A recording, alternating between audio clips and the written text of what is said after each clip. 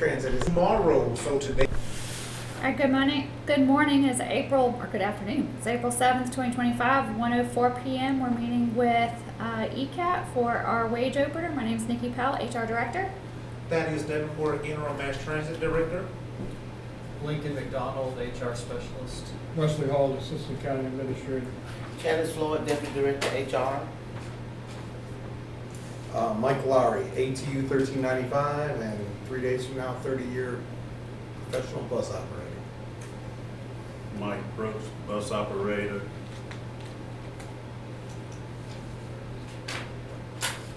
And Kristen Hill from the County Attorney's Office.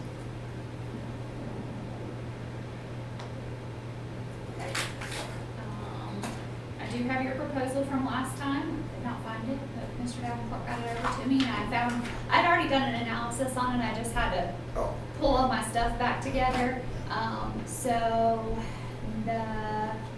right now the county's budgeted to receive about a 2% increase.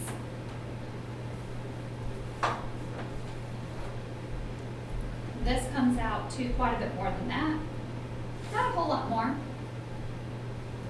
but enough so that it's too much. So I don't have a proposal today, but I ran some numbers. I'm gonna give you some scenarios, and then it's something that we can kind of discuss and possibly come back to the table, before the budget is finalized. So I ran one scenario that kind of didn't fully capture what you were doing here, obviously, but it was maybe like, taking that number and doing 1% for the 0 to 9 years, 2% for 10 to 19, and 4% for the 20 plus years. That kept you within what is budgeted with budget. so the first scenario is 1% for, what was that, years? 0 to 9 years, 0 to 9. 2% for 10 to 19 years, and 4% for 20 plus years. That scenario, again, not exactly what you asked for, but it got you somewhere, and that's using the existing wage table, not adding anything. So I know you had added some pieces for trolley, I believe, to have a progression, but that is existing. That's not adding anything to your wage table. Okay. The other scenario I ran was based on positions, based on turnover, based on what we're seeing and where we need people. So the other scenario I ran was increasing the wage table for bus operators, but not for your other positions. But everybody the remaining staff would still get a 2%. So your incumbents would get 2%, and then I had a slight increase for the bus operator wage table that kept us within the budget. How much was that? I'm sorry, You said, okay, 2% for incumbents, 2% for the incumbents. meaning and all existing employees, then- Meaning all existing employees. right? And then increasing the wage table for the bus operator, so it would either be, to the new wage or a minimum of 2% basically. And that starting wage that I ran was $19.76. And that kind of kept it within the thing. So my thoughts today was to just have a little back and forth conversation based on what I ran, based on what is budgeted. Obviously, the final budget's not done yet. This is what is done right now, what we received, what Regina was kind enough to send me the budget for ECAT so that I could do some analysis based on what they've budgeted. Mhm. And again, it's 2% across the county, so with the 2%, also obviously 2% for all employees is another option. I just, I took what that equated to and ran some scenarios to kind of get you to a couple of things, what you were asking for, and then also what we're seeing, because we're about 19 bus drivers short, customer services staffed, your fleet techs are about the same across the county. So we're a couple short in fleet, but we're like that across the county in fleet, so that's Okay, say that again, 19 bus operators short, how many in fleet? 4. All 4. And other, like customer service, Customer service is staffed. staff? So we take all that into account when I say, okay, maybe if we raise the bus operators a little bit and do this for the other employees, it'll help with recruitment. Recruitment? And that wage table did build out accordingly based on how it's set up now. Okay. So like I said, because we have to, have a single proposal to essentially cross the table, I don't necessarily have that. I ran some scenarios for discussion today. Okay. I don't know if Thad wants to talk about budget. and- Well, Mr. Lowry, we are in budget season, and as we are currently navigating through our budget, we are exploring new innovative options such as microtransit. As you know, it is a pilot program. The pilot program can last up to 12 months. And once again, as we have had discussion prior to me taking the realms of interim director, it is ultimately the decision of the commissioners if they vote or elect to move forward with the pilot program or say go other options with the program. So as the interim mass transit director, Mr. Lowry and Mr. Brooks, I am tasked to ensure that I am being fiscally responsible for the budget of mass transit. So what we were doing, like I say, innovative route we're going out with microtransit. Hope that will be able to save thousands, millions of funds there, but other ways that we will also be digging deeper in as we look at new projects forthcoming. So right now, I can't speak on wages of microtransit operators because it's still a pilot program. Sure, I But as understand. soon as we go forward, we can come back to the table. I think right now, we didn't have much in-depth conversation, but the wage right now on the pilot program isn't a bad wage right now. 1626, Yes, and that's during the pilot program. yes, sir. Yes. No benefits. Correct. Yeah. Yep. And how many of those are there, how many employees are there right now? So right now, if we go full force, there will be a total, we have budgeted, random number, there will be 40 to 43 bus operators, and there will be 5 reservations dispatcher.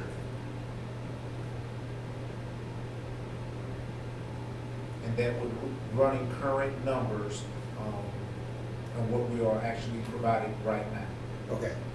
40 to 43, you're calling them bus operators, what they're. Bus drivers, sorry, bus drivers. Well, I don't know what we're calling them because they're not, Well, we're calling them drivers. They are drivers. they're drivers? Yes, drivers. Okay. Yeah, 'cause we're the bus operators. Yes, professional bus. Right, Mike? CDL. I've lost track of how many vehicles are on, the new vehicles are on the parking lot, so many of them. So, we have 9 that will be in service, up to 9 can be in service on tomorrow. We have new vehicles as you saw, but we have a total that we're gonna purchase of 22. Once it's all finally said, done with the, Sounds like we're invested. Right? Sounds like a pilot program. It will move on over. I would To the love to county see- after I would that, love to right? see that happen. And just, we'll go back to the wages for a second, I just want to make sure we're all on the same page. Microtransit, the way I understand it, or the thought process of the county, is that it's gonna be ultimately, maybe within a year, running all ADA service, right? It's gonna be running it in between, but it's gonna be sharing the work with ITL, correct? Correct. And until February or something of next year or whatever, from that point on, right? Is that correct? And they'll be doing ADA trips and TD trips, Yes, sir.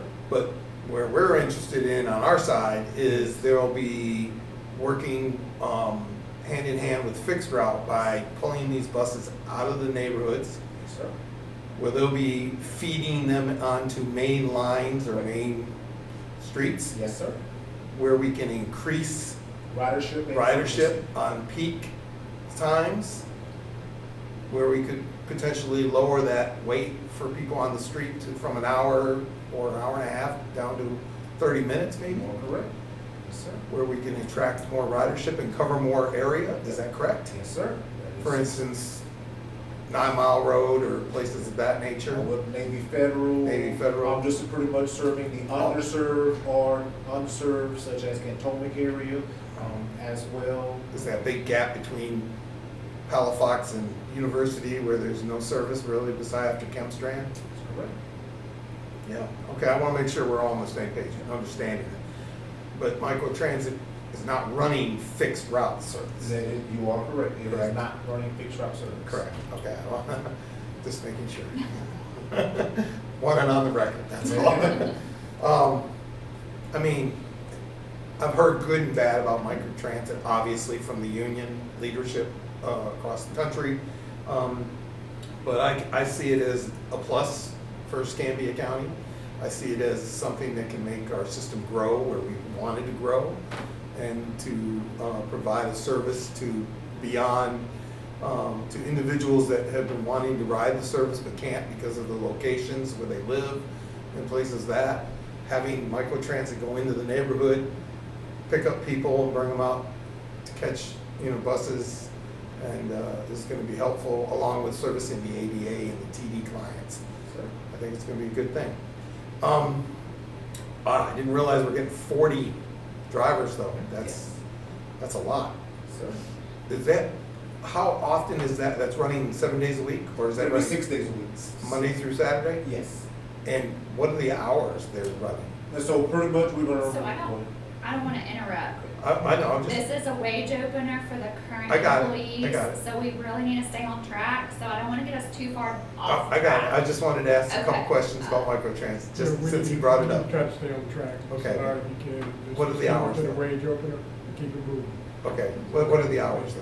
So the hours will be parallel to our fixed route service. Oh, okay, so it would run right up into about 8 o'clock at night, around there.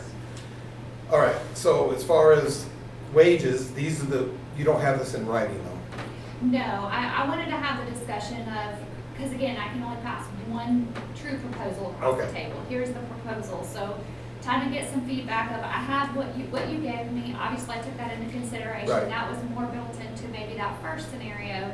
The second scenario was more built to what we're seeing and where the needs are right now. Okay, So. well, just- let's talk about each one. Okay, sure. So let's start with the first one that you read, make sure I understand it, Mhm. Mike understands it. Yeah. We can have a discussion and understand the thought. Yeah, appreciate it. So you said that 2% increase has been budgeted, Yes. okay. And under the first proposal, it would basically be addressing, would this be addressing just existing employees? Just existing Okay, that- employees, and there's no increase to any wage table.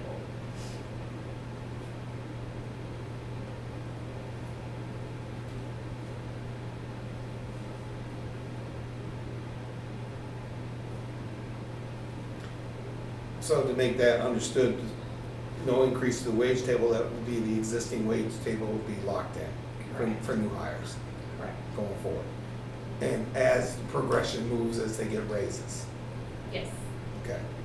So, and you offered 1% for somebody that's 0 to 9 years, currently 2% to 10 to 19 years, 4% for 20-plus year employees. That was the calculation that I did that kept you within the budgeted amount.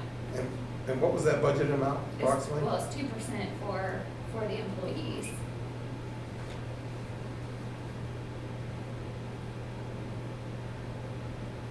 Okay. 2% for 40 employees based on their existing wages. Correct.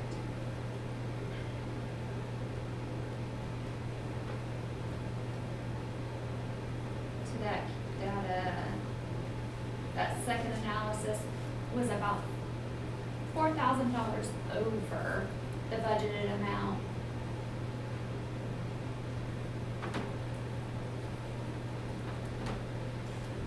Okay, so the second proposal or idea is, The second scenario, let me just double check the numbers real quick before I tell you a story. Okay, the second proposal was, 2% for incumbents, 2% for incumbents. based on their existing wage. Based on their existing wage, but then I also took the wage table for the bus drivers and slightly increased it with a starting wage of $19.76. And does that 2% then apply, because 1976, and each level goes up 2%? So. Till it reaches the top pay? So it was, I did it based on exactly like what the progression is now, so it's 1976, 2095, 2220. Oh, well, slow down, you're fast. What's the second one, 21? 2095, Okay, 2220, 2220, 2353, 2353, 2495. and 2490. And the language that we have used for our other existing CBAs is essentially you're guaranteed a minimum of 2%. So if for some reason somebody's already there, they're still gonna get 2%, a minimum of 2%. So, minimum 2, okay. So if I'm a new employee, I come in and I'm making now 1976, coming in the door. And then the progression based on each year, I kept the same percentage that's already in between those. Right. I think it starts at 1882 and then it goes to whatever the next one is. I just used the exact same percentage to come to those numbers. right. Okay, so I got that. And you're saying we're 19 bus operators short, 4 in fleet, customer services staff. Okay. So obviously I wanna look at our existing table compared to what everyone's making right now. So it's just a 5-year tier now. Yeah, the existing wage progression is 5 years. It's 5 years. Correct? I'm sorry? The existing wage progression is 5 years. The wage progression table is 5 years? Yeah, I mean, I used the same, Right. exactly, all the way out. All I did was go from 1882 to 1976, from 1997 to 2095, from so on So- and so forth. Okay, Exact so- same percentage. so the 2% for incumbents, meaning that's the entire bargaining unit, that includes trolley operators, that includes, So I brought the building trolley and op- grounds. In this analysis, I did bring the trolley operators up to that 1976, Okay, with no progression as far as like there is with the bus drivers, is leaving that the same. okay. Okay, so, and then building and grounds as well? Building and grounds stayed the same at 1882, which is their equivalent to our maintenance workers elsewhere. Fleet stayed the same with a starting at 2288 because they were equivalent to the same, but basically all the incumbents get 2%. The only wage table that I changed in that scenario was the bus operators. Just bus operators? And trolley, because I Okay, so, considered them. so when you go to hire, it's still gonna be 1882 for someone walking in the door for building and grounds? Correct. Okay, And that's what it is in the county and my maintenance workers as well. right, Because that's the equivalent position. okay. Okay, I mean, I think I understand what you're doing. I've tried to give you a couple of options, I guess, so it's more of an actual negotiation, more of a, Yeah. this is what's budgeted, we have to work within what's budgeted. Yeah, Here's what I'm pushing across the table back to you from your proposal, give you kind of a couple, do you wanna go just years of service, do you want to, hey, we're 19 bus operators short, maybe if we bump that up a little bit, we get some. That scenario is about $15,000 more than what is budgeted, however, we would essentially defund a position to make that happen okay, so let me ask this question. with all those vacancies. Right. So, under the existing CBA, right? The next wage reopener, because there's 2 wage reopeners built into that CBA.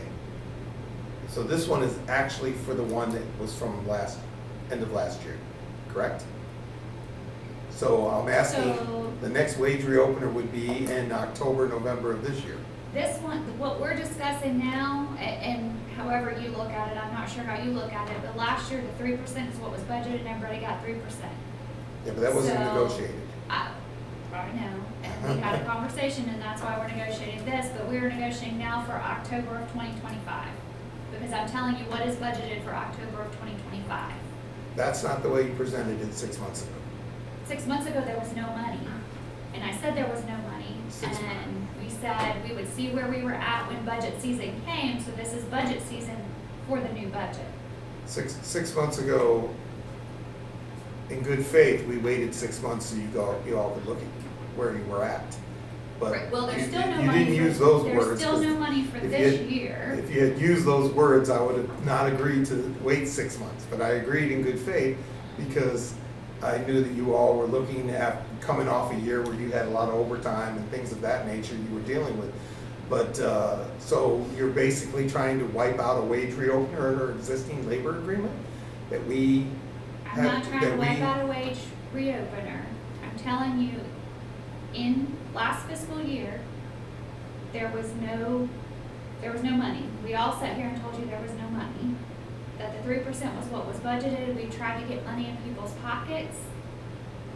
Understanding that we did not bargain that. Our intent was to, for next year, make sure we bargain appropriately. So that's what we're here to do. so you've got 2% on the table, basically.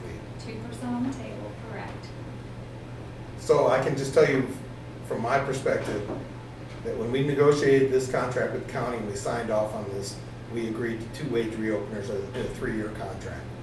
And we agreed to that in good faith to try to allow the county during your fiscal year to budget wage increases.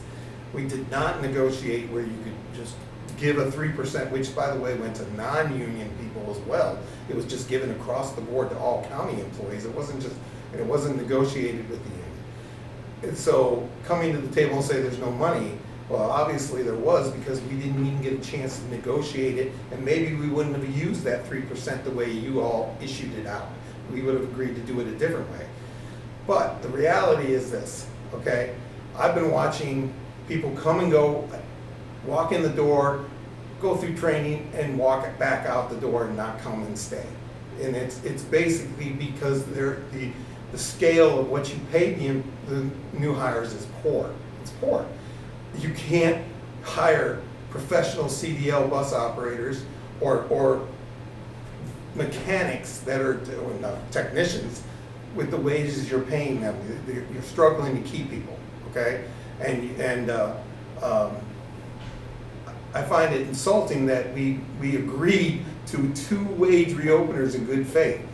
Normally, you negotiate a 3-year contract, you agree to the wages for all 3 years, and that's how you should do it. So the wage reopener, if you go back and you read your CBA, says it is subject to county funds. When I'm telling you, this is what the county funds are, this is what you have to work with, your wage reopener is subject to county funds. Well, I'll make sure I tell the bargaining unit and my members, they took a wage reopener away from being able to negotiate it, because that's what you're doing. You're basically telling me this is for the one coming up. And the one that happened last fall didn't happen. I'm telling you what is budgeted. What we got is 2%, that's what she's saying, we got 2%, that's what's on the table. I clearly understand that, Mr. Hall. I clearly understand there's 2% on the table. What I'm a little disturbed about is the fact that we, you know, our members and the bargaining unit ratify a contract in good faith. When they see that contract, you have to understand, many of them ask a lot of questions.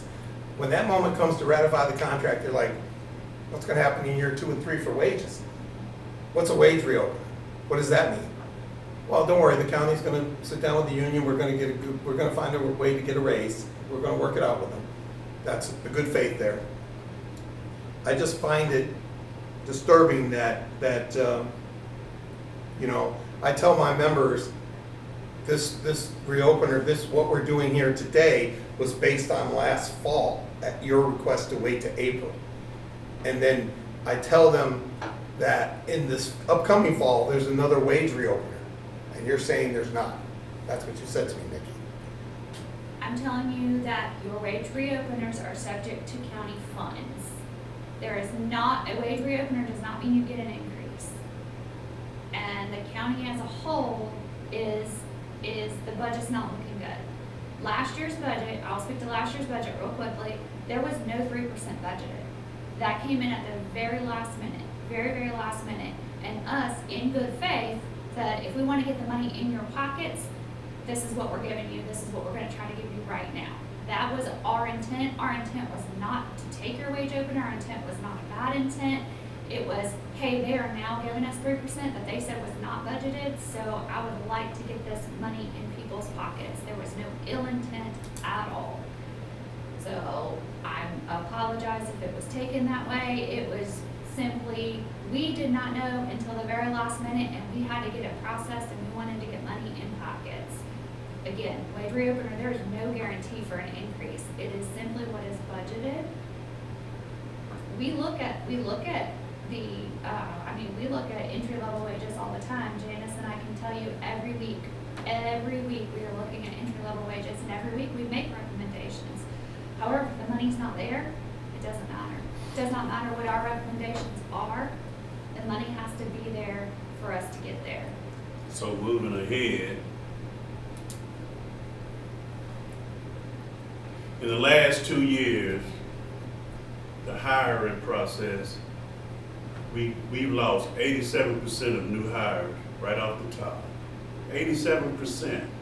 So without a wage increase coming through the door, the next 2 years, we're gonna lose 87% again. And in the midst of the 87%, I want y'all to know that we lost 3% of the employment of the drivers with the 87%. So without a wage increase, we're gonna be at a standstill. 2 years from now, and I don't know if that's the way the county moving with this, but 2 years from now, you're gonna be 19 drivers down more. You understand? So I came here and my co-workers, we all were under the impression that we were coming to a wage reopener that was set out 6 months ago for today. So when I get back to my job, my co-workers are gonna be asking me about the reopener that was supposed to be from 6 months ago. So how do I tell them, well, no, we negotiated for October. The same raise the same 3% that we get every year across the board for every county employee. But 87% of the new hires. So what the county is doing, in my opinion, we're putting money in a bucket with a hole in it. You know, you're wasting money with new hires through drug tests, training, and they don't stay. They don't stay. They're coming through the door with a CDL making $18 an hour when they can go to work for a breakthrough liquor distributor and get 2021 starting through the door. That's sad. We're talking about CDL license, not Class E.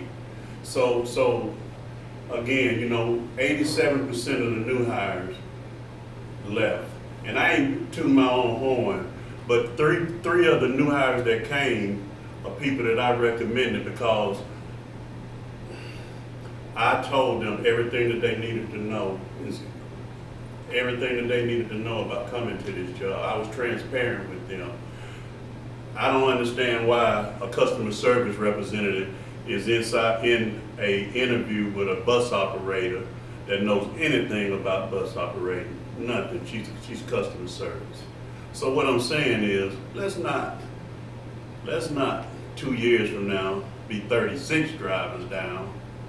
We can work this. You know, I came in thinking I was going to wage reopener that was promised to me 6 months ago. I'm 19 drivers down. I'm working my butt off. Wage openers are promised, wage increases are not.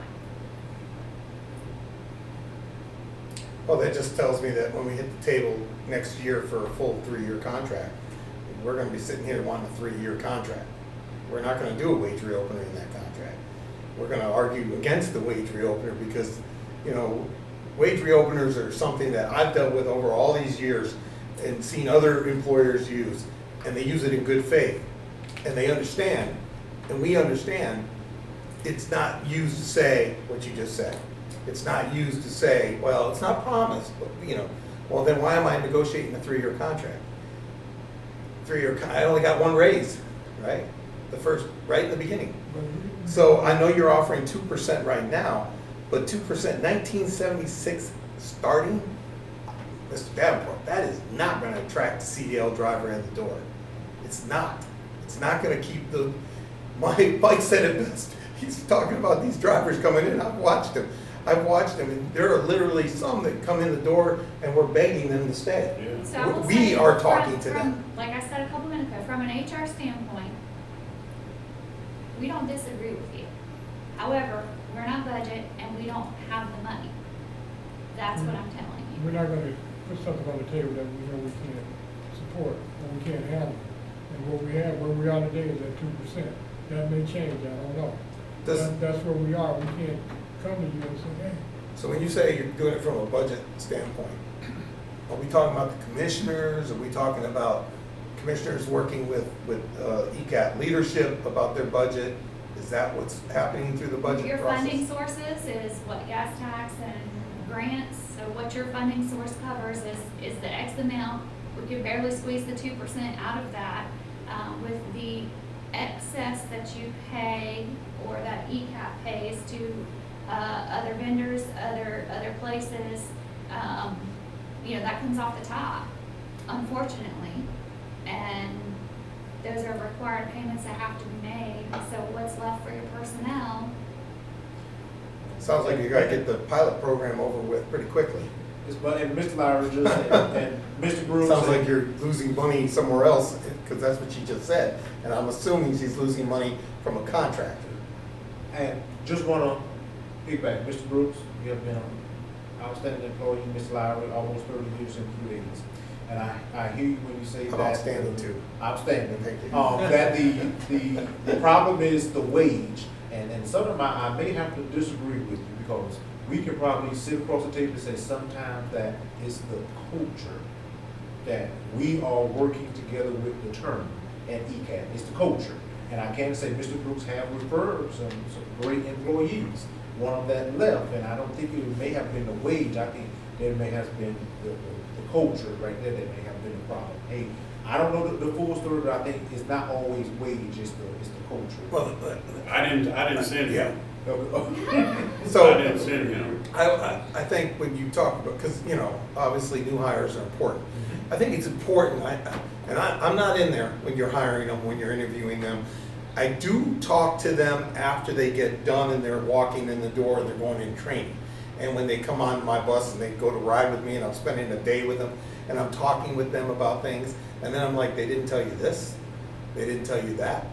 You know, why wouldn't you tell them the truth about what they're going to receive and how long it takes to get to top wage, or when they're gonna get, you know, to their next raise and how it's done? They're not being told these things. It is what I've been told by some of them. They're not getting all the facts. If they So have they a copy become- of the union contract, they can read it. Well, they get a little frustrated, and when you say the culture, I think that culture is, I hope you're not referencing the bargaining unit, No, because I think I'm not. the workers are working hard, They are. working very hard. I mean, this guy sitting next to me is probably the hardest work you got on the property. And it's you know, I saw some good ones come in and they turn around and they said, one of them said, I'm going back to the school board, right? I'm going back. You gotta ask yourself, why? Why are they going back? I think they're not being told all the things that you have to do as a bus operator at ECAT. I think HR probably doesn't know all the little things we do in pre-trips and brake tests and dealing with customers and all, you know, a lot of people in the county think we're just driving a bus all day. That's not what we're doing, okay? That's the easiest part of the job, is driving the bus. It's everything else that we deal with, keeping with schedules, dealing with very disruptive customers, you know, having I to. will say with the school board, what we've heard from that side is they say, oh yeah, I'll work nights and weekends, and then when when they actually have to do it, they realize they don't like it and they go back to the school board. Well, some of them didn't even get out, barely out of training, or not out of training, and found out the schedules. So that's something that should be discussed, that's part of what I was trying The schedules are to say. discussed up front, and that's what, Yeah. that's what I'm telling you is in the pre-interviews and in the interviews, typically the pre-interview is, hey, nights and weekends, not necessarily your schedule, but nights and weekends, oh yeah, not a problem. John Robinson has this problem all the time too, Animal Services. Nights and weekends, not a problem, not a problem, and then their first weekend, no, they're quitting. I think they're not telling them that we have a union contract and it's based on seniority. The schedules are based on seniority, and then when they actually see what their schedules are gonna be, they go, wow. Well, and again, I don't think it necessarily matters, because we are seeing that as a trend across the county, as Yeah. far as you're signing up for a job, we're telling you before we even hire you, you gotta work nights and weekends, you will be required a certain number of nights and weekends. Oh yeah, that's fine, I don't have a problem with that, until they actually have to do it. I And know. then they, I didn't know what I was signing up for, I don't wanna, I know that my one- kids are only home on the weekend, I wanna be home on the weekend. Well, this is the job you signed up for, and this is what we told you at your pre-interview, and usually that's a pre-interview thing that we do. But it's a lot more to do with it at ECAT. Nights and weekends is just part of 87% of new hires coming in and leaving. It's a lot more. Nights and weekends are just nights and weekends. You understand? So And I'm just just a referring lot of stuff to- in between nights and weekend to that's what we've not heard on told. our end That from I an don't HR feel personally perspective. that a customer service person can sit and tell a CDL driver, between nights and weekends, everything else that they need to know in hopes of keeping them. And Mr. Lowry, I And- can and- say, when we have our union leadership, and didn't mean to cut you off, Mr. Brooks, these are things that please feel free to bring to the table, because I can take it back to the interviewing panel and say, hey, things that we need to improve on. I definitely hear you, Mr. Brooks, maybe the customer service can speak on just providing customer service as a professional bus operator, because one thing the professional bus operator do, sometimes y'all are the GPS. Y'all are giving, hey, landmarks, so I definitely hear you saying, but Mr. Lowry, I would definitely I- love to entertain them at the table. I would never question a customer service associate what they do at that window, because I can't experience what they experience at that window, how they deal with those customers at the window. Just like they can't experience what we experience on that bus. It is a total different world. We have to make decisions. Their world is a little different. Someone comes to the window, they don't have enough money. They don't just go, here, I'm gonna give you a ticket. At least I don't think they do. But on a bus, we're sitting there holding up a route. We have someone step up on the bus. I've got 80 cents. That's all I got. I'm supposed to pay $1.75. We have to sit there and make a decision. Do we accept that passenger? Do we reject that passenger? If I reject that passenger and say, you know what, I'm gonna cash you out and give you your 80 cents back, are they gonna react to me? Is it gonna become dangerous, So it's a different world. So when we, that's what he's trying to tell you, that when you're interviewing for bus operators, if you have a customer service person in there or a marketing person in there, they're not addressing what I think you need to do. You have to have the experienced, people in there that know what a bus operator goes through or what a technician goes through. I couldn't speak about technicians, right? Couldn't even come close. I wouldn't know what experienced technicians need, coming in the door. But I will say that I did talk with the last cleaner before he left, and his only words were, I can't live on that money. So the problem is not the problem of the union, the problem is the county's problem. That's where the problem is, and he was excellent. He was a really good worker. I mean, you could tell the difference when he cleaned a bus, right? And not insulting the other cleaner, but he was really dedicated and worked hard. But we lost him, which was sad to lose him. I don't know. My question back to you all is, we're talking, I see your two proposals, I see what you've offered, I get the scenarios, I understand it, and what you're dealing with in the budget. I would ask, you're saying that's it in your budget? That's completely it? Can you show me in your budget why that's it? I mean, I'm sure Mr. Davenport can show you the budget, but this is the number of positions that are budgeted. They start with whatever salary you're currently making and they budget an additional 2% and that's it. And you have an overtime line item that's budgeted in there as well. And that's usually kind of an estimate based on the year prior. So, okay, so I heard something earlier, Nikki, that caught my attention and I wanna go back to it. I heard you say something about contractors, right? And I'm assuming that contractor is your paratransit contractor, because there's no other contractor that you're paying out right now, that I know. So can't really speak to I'm those not- things, but as far as your overall budget, let's just say, I'm just gonna throw a number out. If your overall budget is $1 million and you have a contract that you have to pay $500,000 for, that's a 3-year contract, that's already, you have to pay that for 3 years. And then this is what's remaining in your overall budget. What if we say that this, what you're offering here, that we, now, I need to take a moment and talk to him about it before we go forward, but I'll just throw this part out. What if we say that, we're not saying there isn't a wage reopener in the fall, there is, but that could be extended out a little further as well, and be readdressed in early of 2026. Right, it's always based on budget, right? So if we come in, I don't want to throw out our wage reopener in our contract, is what I'm trying to tell you. No, there's no intent to And throw out. I don't want to budget. consider this to be, I don't want to consider what we 6 months ago talked about, which is why we're sitting here today, to either that be gone or the one coming up is gone. So I'm throwing an idea out at you. What if we say that we'll agree to come back instead of in October of this year, but in April of 2026? Oh, yeah, I mean, and Kristen, she's on team, she might slap my hand, but I've said that for years, that we need to meet when budget is meeting. So, like, now is, we've got the budget, this is the budget, it's set, we know how much we can offer for this coming October, which is 2%. So- Now, I will say, let's say that changes, let's say budget comes, just like last year, budget comes back, says, we can squeeze in 3%. I will absolutely come back to the table, say, hey, Mr. Lowry, budget has changed, let's set another meeting.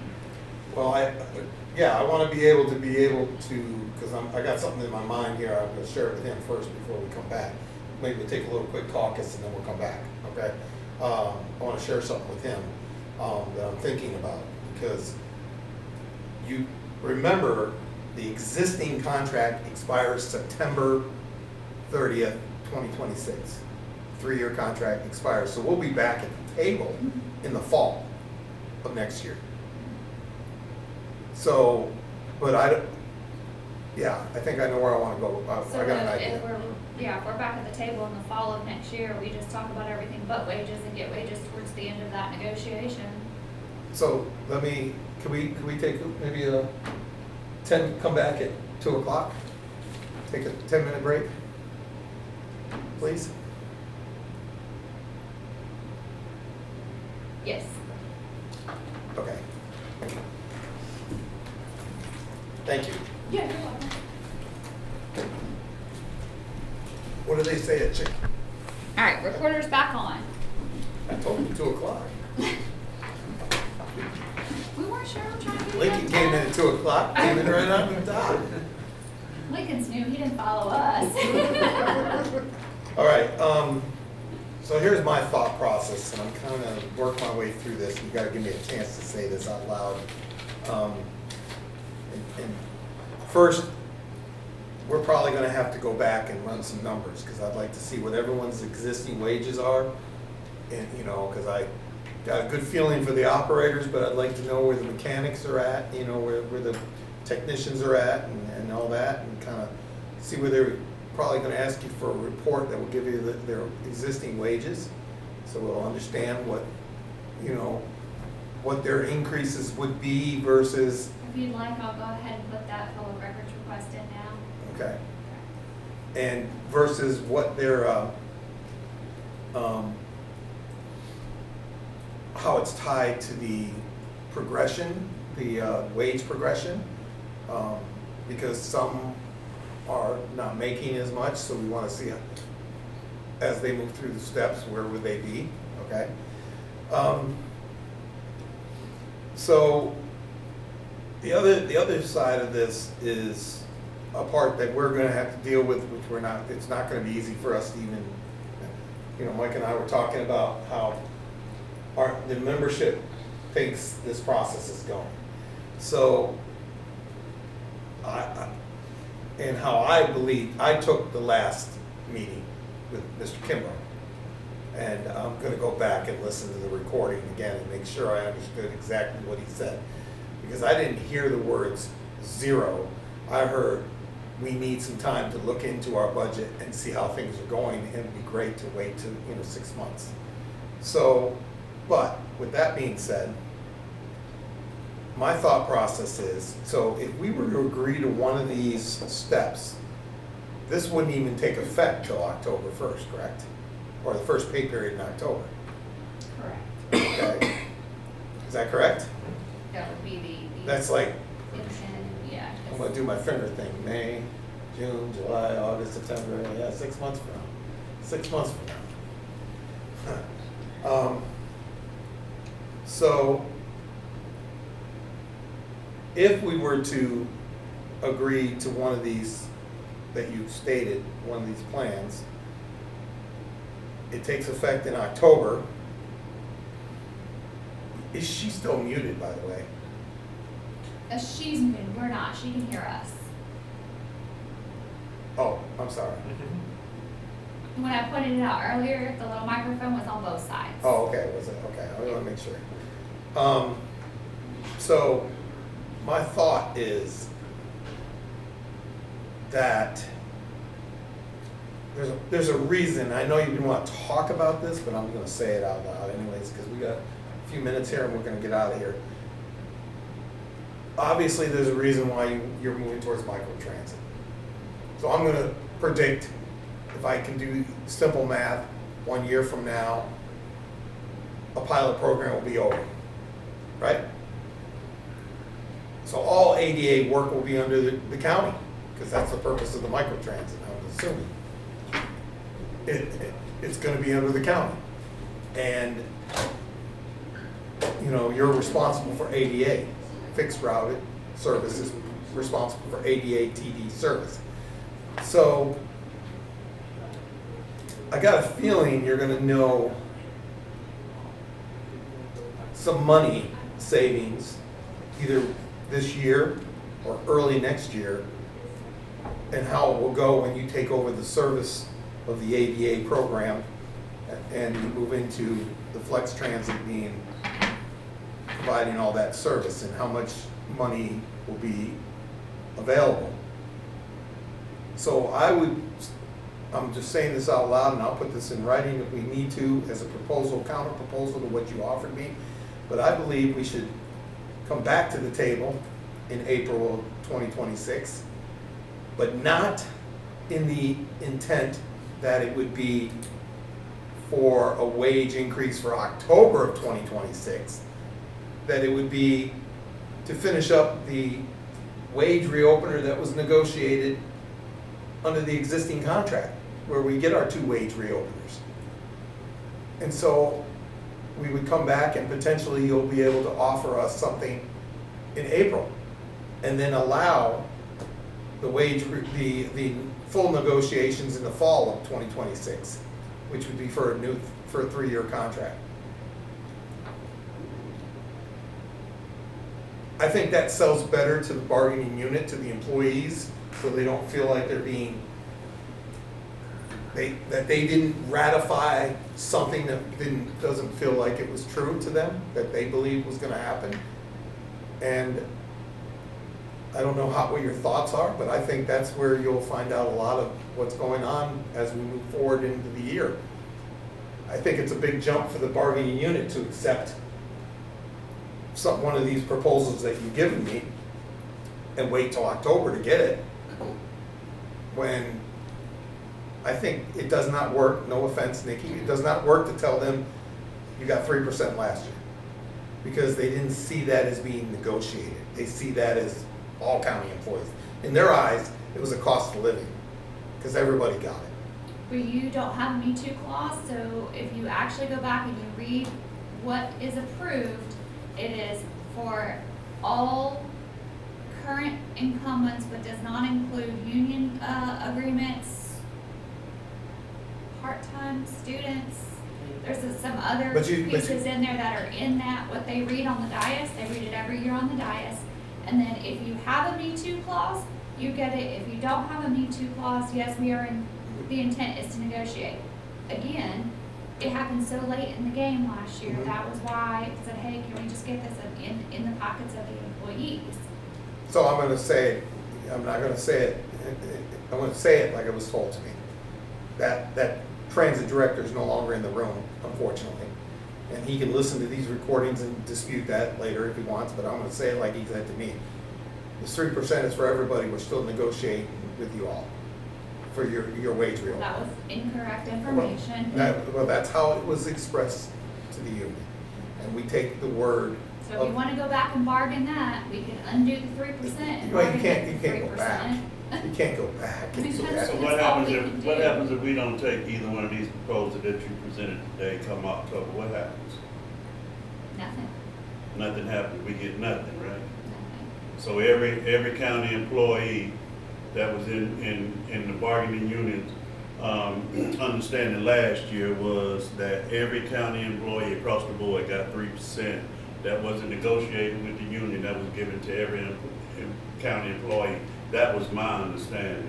So if we don't agree to this proposal today, come October, we don't get the 2% that you put on the table today for us. Correct. And Because other Mr. Lowry, county, you no, remember, other county employees will get a raise, a cost of living raise, or whatever it is Not all that county you give away employees. every year, they'll get something. not but- all county employees, you have to listen to what is said by the commissioners on the dais, so it's not all county employees. I'm just trying to get clarity on what's Right, and I proposed today. apologize if you had and- misinformation last year, but Mr. Lowry, if you remember, you did have to sign an interview for the 3%. Sure, it was a sign it for 3%, but it was made clear it wasn't negotiated. It was told to me that all county employees were getting it. See, Yeah, And no, we you did were, not, it was said, I'll say it the way it was said to me. Nikki, I can't help, it was the way it was said to me, okay? The way it was said to me is, all employees are getting it, why wouldn't you want it? You guys still have a wage reopener. And we're gonna come, and of course, we requested that wage reopener, I think it was in November, right after we got the 3%. So and we, there may have been some good faith on that director's part to hopefully have something additional push across the table. At the end of the day, the revenues are not coming in, they're not coming in on time, right? Is that still happening, or are you Correct. actually getting them on time? So some of the revenues are not coming in on time, which Mhm. puts your budget really in a really big budget crunch when that happens. So the there's revenues. the, some of that happens, and I remember that being an issue last year, but I said that may have been a good faith effort on the director to hopefully have some additional to give. When you say the revenues, can you tell me what that means? Your tax revenue. The tax revenue? Okay. So, what did you think of my idea of saying we would come back in April 2026? Because what we'll do is we'll go back and run these numbers and then tell you which path we wanna go. With the understanding it's not till October of this year, okay? But coming back in April 2026, I think you might find that you have some more money. Because now you're running a complete service that you haven't ran before. And once again, and Nick, correct me if I'm wrong, once again, Mr. Lowry, is going to be at the discretion of the commissioners. Absolutely. I wish I could say that today, but I can't. Well, there's quite an investment. Quite an investment Correct. of vehicles Mhm. that you purchased. And a lot of work's gonna be put into it. And I think, I can't imagine that is, I'm sorry. No, it's not, you gotta get the approval from the board. No matter what happens, or how it goes, we have to get the approval to move that period forward, that organization, that structure, that new program forward. It's gotta be their approval.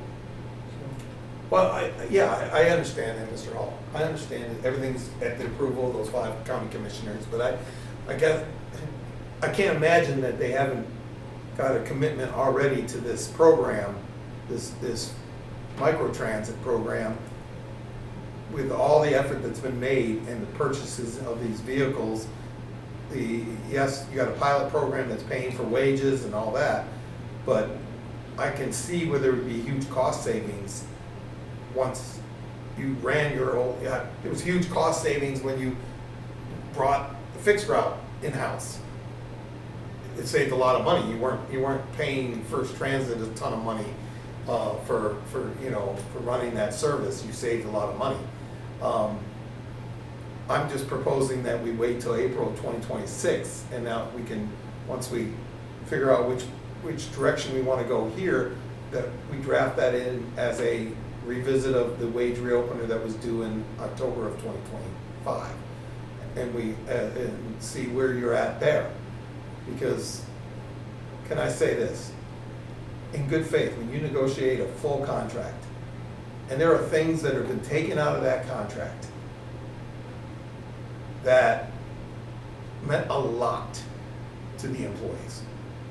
It really did. There were things that were in there that to this day they say, why did we do that? Why did we give that up? Okay? I mean, Mr. Kimbrough was the first one to say, boy, that was a nice looking, that was a employee-friendly labor contract. That's what he used to say constantly. And now, we don't see some of the things in that contract that we used to enjoy. And so, when we negotiate a full contract for 3 years, when we agree to wage reopeners for two out of those 3 years, we're expecting to sit down in good faith and get something done. Not to hear, you're not getting it, you're not getting it, you're not getting that wage. And we're wanting to bargain that wage. Again, I'm not trying to say 3% is over. It's 3% was given. I thought we were going to continue to negotiate. I would have probably said, yeah, you got 3% budget for ECAT, we want to look at it and we want to see, maybe we want to put it in different directions. Because in the end, the biggest problem you have at ECAT right now, and you know this, Mr. Davenport, the biggest problems you have old equipment. Those buses are old. Some of them are in bad shape. And while I see these brand new microtransit vehicles sitting on the lot, we're still driving old buses that, lights come on, buzzards go off, same problems on every single bus, that every bus operator can tell you what's wrong with that bus every day. You got a bigger problem there. You need newer equipment to get to that point when you have that nice new building that you're gonna build. You don't want those old buses sitting there. You want to look like what was the words Mr. Kimbrough used to say? A award-winning transit system is what he used to say to us, preach to us. And we all want that as much as you do. But beyond that, when your wage is low to walk in the door, it's like a flip of the coin. You're waiting to see, is that person going to stay? Is that person going to stay? And you're right. The atmosphere determines whether that person stays. There could be many reasons why they stay or they leave, right? It could be because they don't like the schedules. It could be because they just don't like the atmosphere. They don't see any way to progress and do well there. But I think even at $19.76 an hour, you're still going to struggle to hire people off the street. I would encourage any of those county commissioners, Mr. Hall, HR, come sit on a bus for a full day and ride with a bus operator. Go into the maintenance department and see what these guys are doing. We are doing a lot of amazing things out there. I asked Mike to come today, Mr. Davenport, to represent. He's our chief shop steward. You know that. I brought him in because of one main reason. You and I both know. He works more hours than any employee at ECAT. Whether they're salary or hourly, we all know he works more hours than anybody. He commits his life to mass transit. He's there. Sometimes I look at him, I go, Mike, I can't do it no more, man. I'm working overtime, but I can't keep up with you. I gotta go home. I gotta see my family. And you know, he's doing it for the reason, obviously, people, they can get overtime to make money, but there's a cost to that, which is you take away from your own family, your own time. When he just told you he went to New Orleans I was shocked to hear that, because I was like, really? You got out of, you weren't working? Because I know his Sundays are probably a day, he gives it to the Lord. I on love Sundays. driving, that's why I work all the time. It don't have nothing to do with anything else. I just love sitting behind the wheel of a commercial vehicle. That was my dream, and that's what I do. Thank God for that. Yeah. That's what I do. Yep. Nothing else. So, are you open to the April idea of opening in April 2026 to come back? Understanding we're under no obligation, we are open. Well, no, I don't want to hear a no obligation. I want to hear. Per your your- CBA, we're under no obligation. Well, what CBA says we should have done, we're going to do a wage reopener in October. We did, we met No, at the table. this October. We had a wage reopener and there was no money. That was the answer at the table. So are we going to come to the table in October? This is what I'm getting from you, Nikki. And I guess this is the union mind thinking different than the management side. So we're going to come to the table in October. You're going to say, you just got your raise, your 2%. Why are we sitting here? We can't give you no more. This is what is budgeted. There is nothing additional at this time. I am not saying that if something comes out and microtransit is the best thing ever and there's tons of money saved, that we wouldn't come back to the table. I'm just saying we're under no obligation to come back to the table. Obviously, if microtransit becomes a thing and we bring it in-house, we absolutely have to come back to the table. There's no question there. Yeah, obviously, if you pull the pilot program, you got to come to the table for those employees. That's what I was referring Right. to, is So- absolutely, that would be, And you gotta weigh No the fact that question. whatever they make, because currently, I'm just gonna tell you, this is, just so you know, I'm going next week at some point, hopefully, if I can get them to agree, I go to do a wage reopener for the existing paratransit drivers. Their top wage is gonna be approaching $19 an hour once we, hopefully, when we get done with this wage reopener for them. That's their top wage over there. And, you know, you're telling me 1976 for a CDL driver to walk in the door, and these individuals don't even have CDLs. It tells you the industry is leaving you behind, Escambia County. The industry is making a well, lot more than our this. starting wage is higher than Escambia and Santa Rosa County bus drivers. What kind of, Escambia, what, you're starting? Escambia School Board and Santa Rosa School Board. I don't, yeah, that's school board. They Right, get, they get but summers that's- off and. Again, there's not another transit authority for hundreds of miles for the comparison. You got Mobile, which is a different state, so that's a whole different thing, and then you have Tallahassee. You got Tallahassee, you got the entire state of Florida. I can tell you, you know, Sarasota, Gainesville, Jacksonville, Orlando, West Palm Beach, I'm Fort just saying as Lauderdale. far as here, for Well, here. I don't know how you compared can. to- I think you can compare out of the, you know, Mobile and Montgomery and Birmingham. I think you can. They're not that far away. They're actually pretty close. You know, Birmingham is as far away as Tallahassee. Atlanta's only 5 hours away. Obviously a big city. I get it. But I'm just trying to say, you know, I don't know why you want to compare it to a bus driver, because you can't even get a bus driver to come and go through, to come and drive with a CDL and take $19. They stand where they at. You know what I mean? So how could I be compared to a bus driver who don't deal with drug addicts and drunks and people of that nature? You know what I mean? So that's a whole different category. And we did compare, we did a full comparison, Mr. Kimbrough sent it to you, I believe. It was actually from the union, if I'm not mistaken, from the no, his was from National? his management side. I showed him the union side. It was a little different. Obviously more on the union side. But they compared their wages from existing updated contracts. And we had some information from Hillsborough and some other places that we pulled. Yeah, I just, you know, I guess it's hard for me to swallow the wage reopener part, that you're trying to tell me what last October's wage reopener doesn't count. It's what it feels like you're telling me. It doesn't count because we gave you 3%. That's what it feels like to me. And that's a little frustrating on my side, because I would have said, whoa, okay, hold up on our 3%, let's go to the table and talk. And maybe that's what you'll do next time, because you're Because probably. that's what we're doing here now, obviously, because you brought that up, but it was, I guess, Mr. Kimbrough maybe gave you some different information, but it was, you can have a wage opener, and, you know, here's a 3%, doesn't negate your contract having a wage opener, but a wage opener does not equate to a wage increase. It's an opener, and we talk about the budget and what we have available. So again, maybe the 3%, we should have come to the table. I sent the information through Mr. Kimbrough. Some information maybe got lost in translation.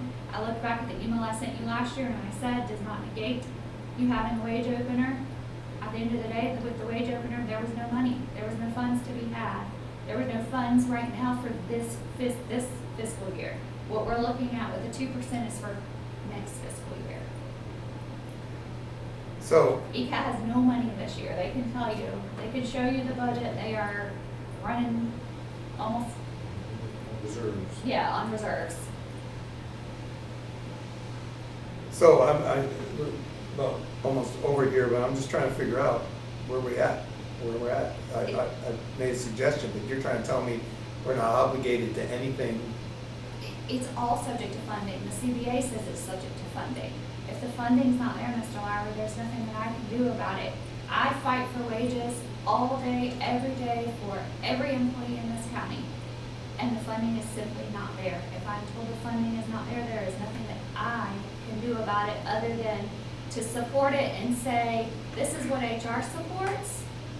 But if I'm told the funding is not there, I document what HR supports and I move on. Yeah, well, I guess we're gonna have to come back here and do some more talking, because I'm not feeling completely satisfied with some of the answers today. I'm not feeling that, I guess when I negotiate, which I've learned a hard lesson. The hard lesson is when you sit across from management and they tell you your side suggested the wage reopener, not our side. Our side wanted wages built into the contract for every year. That's what we're used to, obviously, under the private sector. It's something that's common in the private sector. But we think it's good faith, and then we would sit there and you're saying, well, it doesn't equate to a wage increase. It just means that we're gonna sit down at the table. It doesn't mean we're gonna tell you there's any money to pay you. And to me, why would I ratify a contract if there's no assurances that I'm gonna get those wage increases? They Right? give you a wage increase if the funds are not available, Yeah, well, period. so I'm sure there's other ways of getting more funding into the ECAT budget. You know, initially when the gas tax was approved, I was there. I was in the room. It wasn't just supposed to be self-serving, the whole system run off the gas tax and some grant money and all that kind of stuff. It wasn't supposed to be, there was still budgeted money. You know, prior to the gas tax, the commissioners came out of the general fund to run the transit system. I don't think it's come out of the general fund since it's been under. Yeah, well, somebody under got county. sneaky and pulled it out, pulled us completely out of the general fund. But initially, that wasn't the intent, because the gas tax wasn't supposed to fund it completely. It was, you know, because for 20 plus years, we were funded through the general fund. But I don't know. I just feel like the problem isn't really, how do I say this? There are some of us, and I'm going to use some of us like Mike and I, we're not hurting. Because there's overtime. And there's a lot of it. So we're okay. But if you're trying to come back and get 19 bus operators to work there, 19 more bus operators, and you're trying to be fully staffed, so you don't have all that overtime. You gotta figure out how to do it, you gotta figure out how to pay people and keep them. We were just talking about microtransit, him and I, during the break there. 16, 26 an hour, no benefits, probably not even guaranteed 40 hours, are they? Up to. Up to, yeah, up to. Guaranteed. I can see that being a rotating door soon. You know, it's not gonna be long, but it could be a rotating door. Because ultimately, even when you pull out of the pilot program, under 13C, you have to offer those jobs when if it becomes under the county. You have to offer those jobs to the ITL employees first. Those employees, right? Yes. So you know, I just feel like, you know, there needs to be this better communication and better understanding of where we're going with all this, because well, I'll finish off by saying this. Existing employees are gonna be very disappointed. And Mike, I brought Mike in because he's gonna stand up before them all. We're gonna invite them all over to one of our union meetings, including non-union members, with all bargaining unit employees, so they can come in here. And between him and I, we're gonna explain, play the recordings, and make sure they understand exactly what's being said here.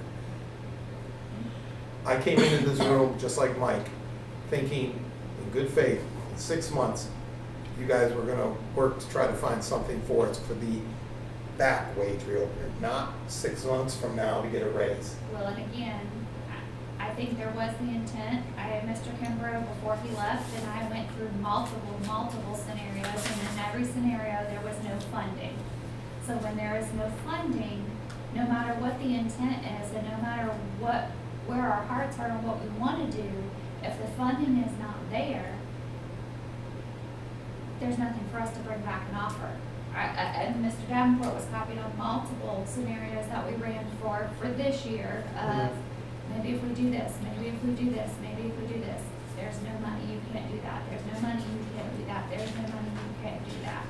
So regardless of what conversations may or may not have been had, scenarios were run.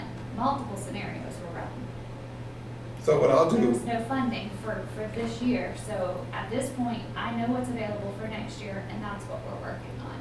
so what I'll do, Nikki, is I'm gonna take the 2% times 40 employees, based on their existing wages. I'll run the numbers that you're not offering up to us. I'll run those numbers, and then we'll come back and we'll tell you maybe where we think that money should be, rather than, and we might have a counter to what you're saying. That will be effective for October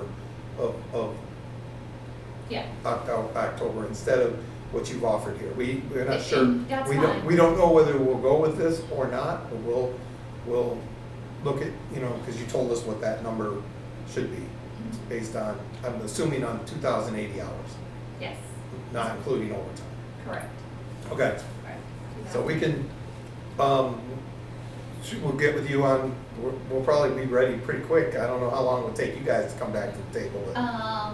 We require 2 weeks for advertising. Okay, So that's whenever fine. you request it, just remember, usually a day or two for Tasha to get everybody's schedules together. Yep. And then she'll go 2 weeks out and say, That's fine. here's something that's available, By the end of April, 1st of May, sometime like that. probably. Yeah, that works for me. That works. Okay. Well, I thank you for your time. No, And, thank Thank you. and we'll call it a day. Okay. And I gotta zip back to ECAT because they have me scheduled driving a bus in 15 minutes. Well, I will give them a call